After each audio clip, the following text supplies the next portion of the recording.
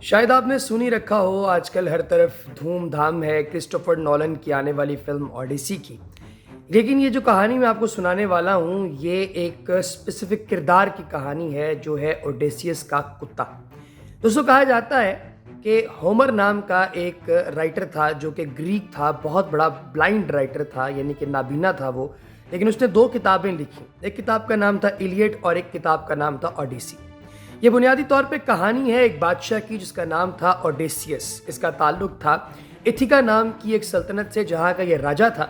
और इसकी जो अलायंस था इसका बेसिकली वो था स्पार्टन्स के साथ, ग्रीक्स के साथ। और इनकी मलिका, यानी स्पार्टन्स की जो मलिका है जिसका नाम हेलेन था, उसको उठाकर ले गया ट्रॉय का राजा जिसका नाम पैरिस था। अब जो उस दौर के जो यूनानी थे, उन्होंने कहा कि यार, हम लोगों ने अपनी मलिका का एक तो बदला लेना है, उसे वापस लेके आना है, तो हमें उनके साथ लड़ाई करनी पड़ेगी, ट्रॉय के लोगों के साथ। लिहाजा उन्होंने अपने घोड़े तैयार किए, उन्होंने अपने सिपाही तैयार किए, और अब उन्हें चाहिए था एक ऐसा सिपा सालार जो बहुत स्मार्ट हो। और उस वक्त हर जगह डंका बजता था ओडेसियस का। तो उन्होंने ओडेसियस से रिक्वेस्ट की कि यार, अगर आप हमारे साथ चले और हमारी मलिका को बचाएं और हमारी जंग को लीड करें तो बड़ी मेहरबानी होगी। अब चूंकि ये उनका अलाइन था, तो इसने कहा कि चलें ठीक है, चलते हैं। अब ये उनके साथ पहुंचा जी ट्रॉय। अब वहां पर पहले ये जंग करते रहे, काफ़ी अरसे तक लगे रहे, लेकिन ये ट्रॉय को मुकम्मल तौर पे फतह नहीं कर पा रहे थे। फिर एक रात ओडेसियस के दिमाग में एक बड़ी ज़बरदस्त चाल आई। उसने कहा कि लकड़ी का एक घोड़ा तैयार किया जाए। एक बहुत बड़ा घोड़ा तैयार किया गया, और उस घोड़े को एक गिफ्ट के तौर पे ट्रॉय के लोगों को प्रेजेंट करने के लिए पेश हुए चंद यूनानी। उन्होंने कहा जी, हमने आपसे हार मान ली है और आपको भेंट की सूरत, सोवेनियर की सूरत, ये घोड़ा गिफ्ट करना चाहते हैं, ये ले लीजिए। अब जो ट्रॉय के लोग थे बड़े खुश हुए। उन्होंने कहा क्या बात है, अपने यूनानियों को शिकस्त दे दी है। लिहाजा उन्होंने ट्रॉय शहर का दरवाज़ा खोला। आपको याद हो कि पुराने वक्तों के अंदर दरवाजे हुआ करते थे शहरों के। तो उन्होंने अपने शहर का दरवाज़ा खोला और ट्रॉय शहर के अंदर इस हॉर्स को अंदर एंटर होने दिया। इसे ट्रोजन हॉर्स कहा जाता है, और इसी की मुनासबत से इसे ट्रोजन वॉर कहा जाता है।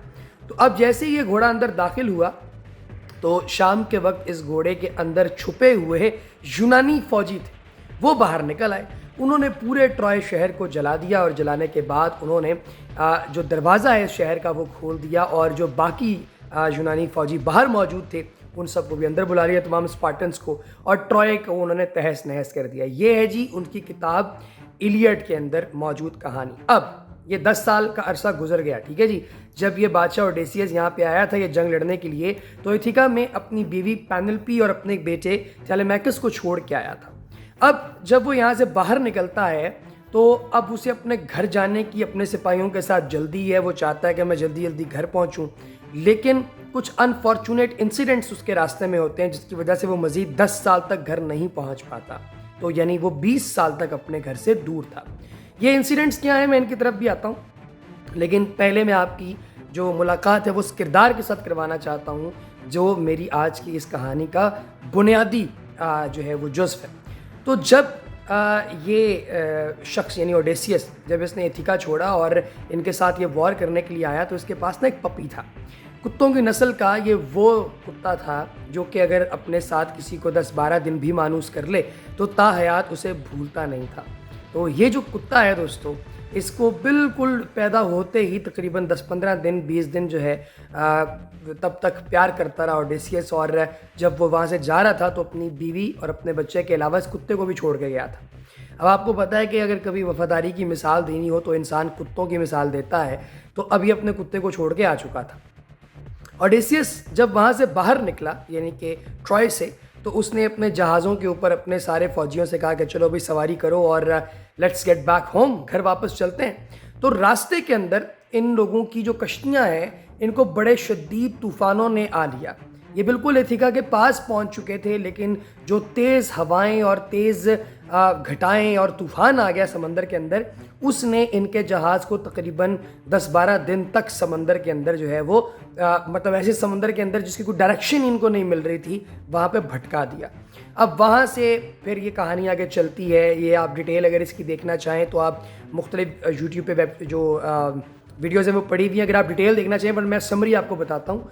इसी तरह से इसके ऊपर जो फिल्म आ रही है ओडेसी क्रिस्टोफर नोलन की, उसके अंदर IMAX स्क्रीन के ऊपर ये कहानी सुनाई जाएगी। ये ऐसी कहानी है दोस्तों जो 2800 साल पहले कही गई थी और आज तक इस कहानी को यूज़ किया जाता है, इस कहानी को सुनाया जाता है। और ये कहानी वेस्टर्न जो सिविलाइजेशन है और जो वेस्टर्न लिटरेचर है उसकी बुनियाद के तौर पे इस कहानी को रखा जाता है। और ये कहना बिल्कुल गलत नहीं होगा कि वेस्ट का जो लिटरेचर है उसकी एक बड़ी जो उसकी जो एसेंस है वो इन दो किताबों पर, इन दो नज़मों पर जो है, एक रज़्म या नज़्म है, इनके ऊपर वो मौजूद है। इसका उर्दू में तर्जुमा भी किया गया है इस नज़्म का, इस पूरी स्टोरी का। जैसे कहा गया है कि जहांगीर का सफ़र, तो यानी ओडेसियस जो है वो निकला था, लेकिन रास्ते में उसके दुश्मन कोई फ़ौज नहीं बल्कि देवता बन गए। अब इस नज़्म के अंदर ना कुछ देवताओं का जिक्र है, जहाँ से पूरी दुनिया को पता चला कि ग्रीक मिथोलॉजीज़ के अंदर कौन कौन से देवता यानी कौन कौन से गॉड्स जो हैं वो माने जाते थे। उनमें से एक का नाम जूस है, जो कि मतलब गॉड ऑफ ऑल, वो सुपर पावर वाला जो गॉड है जूस। फिर उसके बाद एक हिलियोस है जो कि सूरज देवता है। फिर इसी तरह से एक पोसाइडन है जो कि समंदरों का देवता है। फिर इसी तरह एथीना है जो बुनियादी तौर पे विजडम की जो है वो गॉडेस है। तो इस तरह से मल्टीपल गॉड्स का इसमें जिक्र है। खैर, जब ओडेसियस निकला और ये जहाज़ों के ज़रिए जब ये समंदर में जा रहे थे और जब ये भटक गए, तो फिर ये एक जजीरे के ऊपर जाके लैंड होते हैं। उस जजीरे के ऊपर एक सिकोनीस की आर्मी थी जिसने इनके ख़िलाफ़ बगावत की। वो आर्मी इनके साथ लड़ना शुरू हो गई, इनके फ़ौजी उनसे लड़ना शुरू हो गए। किसी तरीके से इन्होंने उनके ऊपर सबकत पा ली। तो तब एक वहाँ पे मंदिर था, उस मंदिर को ओडेसियस ने छोड़ दिया, कहा कि अरे मंदिर और इसके पुजारी को छोड़ दें, इसे कुछ नहीं कहना। तो पुजारी ने उन्हें एक शराब जो है वो गिफ्ट की कि यार ये शराब आप मेरी तरफ से लें तोहफ़तन।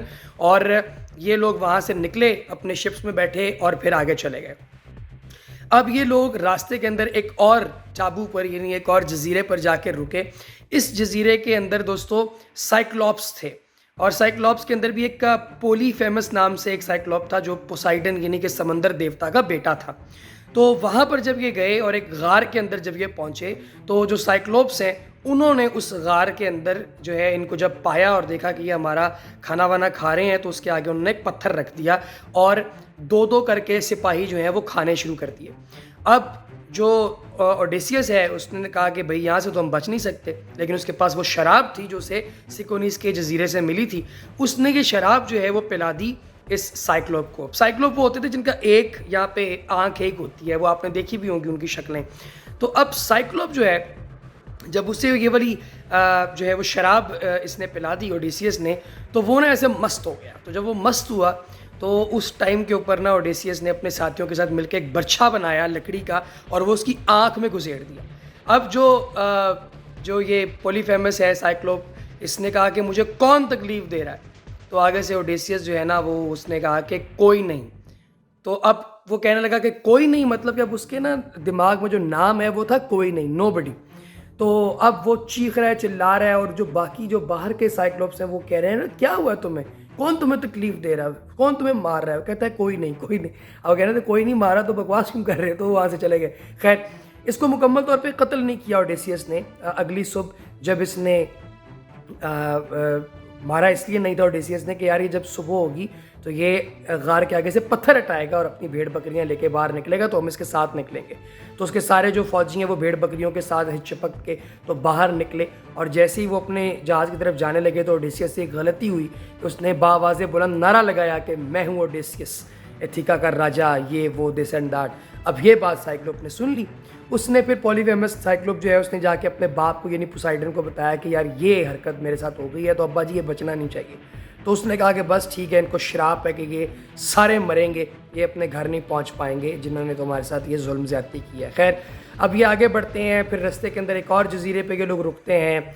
वहाँ पे बेसिकली उसको लोटस ईटर का जजीरा कहा जाता है। वहाँ पे लोटस की तरह की चीज़ें जो हैं वो इन लोगों को मिलती हैं। जितने सिपाही वो लोटस खा लेते हैं, उस चीज़ को खाते हैं, तो उनको अपना माजी और अपना मुस्तकबिल, घर पहुंचने की जो तमन्ना है वो सब ख़त्म हो जाती है। वो कहते हैं कि बस हम जहाँ हैं हमें सारी ज़िंदगी यहीं पर रहना है। लोग उस जगह से भी इसी तरीके से ये लोग निकलते हैं बाहर। जो ओडेसियस साहब हैं रास्ते के अंदर इन्हें एक जड़ी बूटी मिलती है मौली नाम से, जिसकी वजह से ये एक और जजीरे पर एक रानी जो कि इनके तमाम दोस्तों को खाना खिला के सूअर बना देती है, तो वहाँ पर ये जड़ी बूटी खाने की वजह से बच जाते हैं। फिर उस रानी को जो है, मेरा ख्याल है सरसी उसका नाम होता है, उससे अपने सारे साथियों को वापस ठीक करता है। फिर सरसी के साथ ये रहता है काफ़ी अरसा, एक बच्चा भी होता है इसका सरसी के साथ। फिर ये वहाँ से फिर निकलता है, फिर एक और जजीरे पे जाता है जहाँ पे इसे कैलिप्सो मिलती है।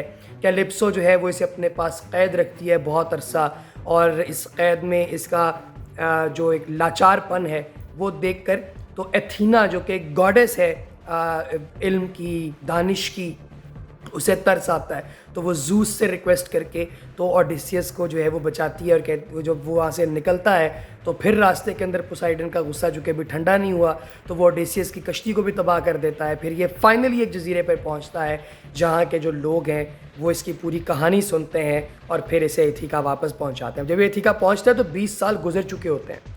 तब तक इसके महल पे कोई और लोग कब्जा करके बैठे होते हैं, तकरीबन 100 के करीब लोग इसके महल को एंजॉय कर रहे होते हैं, और इसकी बीवी यानी पेनेलोपी जो है उससे शादी करना चाहते हैं, उसे मजबूर कर रहे होते हैं कि हमसे शादी करो। इसका बेटा टेलेमैकस भी तब तक बड़ा हो चुका होता है। अब जब ये वहाँ पहुँचता है तो इसे होता है कि यार यहाँ पे बहुत सारे लोग हैं जो मेरे खिलाफ बगावत कर चुके हैं, मेरी लाइफ यहाँ पे महफूज नहीं। तो जो गॉडेस है एथीना, वो इसे एक भिखारी का रूप दे देती है, और उस भिखारी के रूप में ये शहर के अंदर दाखिल होता है और अपने एक बड़े पुराने और वफादार एक साथी के पास जाता है और उसे पूरी कहानी बताता है। अब दोस्तों जब इसे कोई नहीं जानता ना, तो उस पॉइंट पे इसका जो कुत्ता है, जिसे अब कोड़ लग चुका है, उसके ऊपर मक्खियाँ भिन-भिना रही हैं, उसकी उम्र जो है दोस्तों वो बहुत हो चुकी। अब वो कुत्ता जैसे ही इसे देखता है भिखारी के रूप में, वो पहचान लेता है और इसके पास आता है, दुम मिलाने लगता है, इसके पाँव चाटता है और इसके पाँव में मर जाता है। यानी कि जो कुत्ता है इसके अब आप ना अंदाज़ा लगाएं कि होमर की जो इंटेलिजेंस है उसका, कि उसने जिस कुत्ते की नस्ल का इंतखाब किया उनकी उम्र 20 साल ही होती है। यानी 20 साल तक ओडेसियस दूर रहा और वो 20 साल तक अपने मालिक का इंतज़ार करता रहा। जैसे ही मालिक वहाँ पहुँचा तो वो मालिक के पैरों के अंदर उसने जान दे दी। तो इस तरह से उस कुत्ते का इंतकाल होता है और वो वफादारी की अलामत उस दिन के बाद बन जाता है। ये 2700-2800 साल पहले की बात है दोस्तों ये, और ये आज भी जो है वो कंसिडर की जाती है और इसे एज ए रेफरेंस यूज़ किया जाता है। खैर ओडेसियस जो है, अब इसका जो बेटा है उस पर भी इसका राज अफशा हो जाता है इसके दोस्त के घर पे। तो फिर ये वहाँ पे पहुँचता है अपने महल के अंदर।